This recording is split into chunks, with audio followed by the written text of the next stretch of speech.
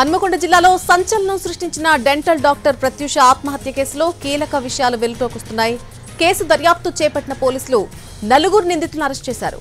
ప్రత్యూష భర్త డాక్టర్ సృజన్తో పాటు social media influencer Banothu శృతి, అల్లాడి మధుసూదన్, అల్లాడి పుణ్యవతిని అదుపులోకి తీసుకున్నారు పోలీసులు. 2017లో ప్రత్యూష సృజన్ పెళ్లి చేసుకున్నారు. కొంతకాలంగా దంపతుల మధ్య విభేదాలు మొదలయ్యాయి. బానోతు శృతితో భర్తకు క్లోజ్ రిలేషన్షిప్ ఉన్నట్టుగా ప్రత్యూష గుర్తించింది.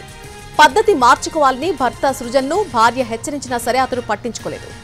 అటు అత్తామామ కూడా సృజన్కు మద్దతుగా నిలిచారు. నిన్న ప్రత్యూష సృజన్ మధ్య మరోసారి గొడవ జరిగింది. దీంతో తీవ్ర మనస్తాపానికి గురైన ప్రత్యూష ఇంట్లో చైర్తో ఉరివేసుకుని ఆత్మహత్య చేసుకున్నట్టుగా ఏసీపీ తెలిపారు.